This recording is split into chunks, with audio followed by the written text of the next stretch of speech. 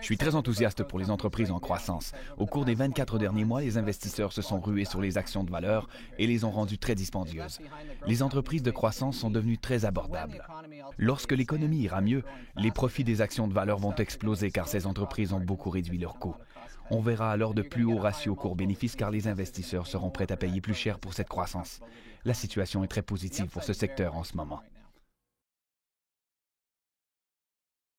Historiquement, ce n'est pas vrai. Une entreprise qui croît rapidement vaut davantage qu'une compagnie établie.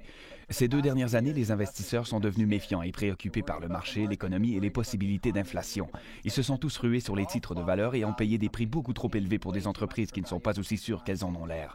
En même temps, les titres de croissance sont très peu chers et continuent à croître et à générer des liquidités. À mes yeux, ces titres sont les nouvelles valeurs sûres.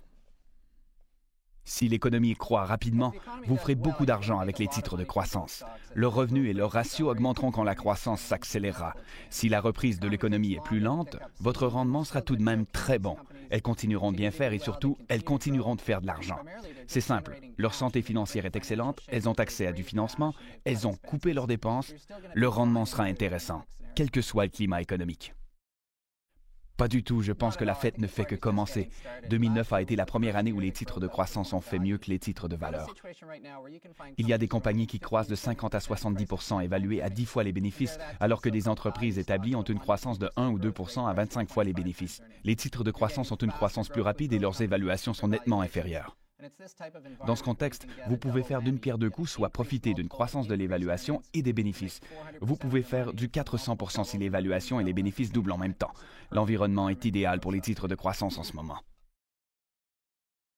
Il y a plusieurs façons de diminuer votre risque.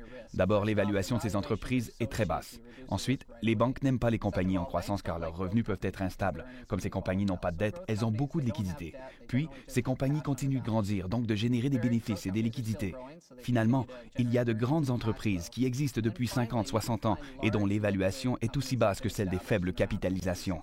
Pas besoin de prendre de chance avec des entreprises plus petites. Vous pouvez réduire votre risque tout en continuant de profiter des avantages des titres de croissance.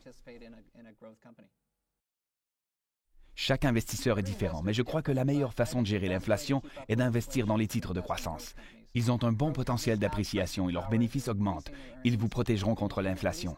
Si vous aimez les titres de valeur et que tout votre argent y est investi, vous payez vraiment trop cher pour la sécurité et vous êtes vulnérable face à une hausse des taux d'intérêt.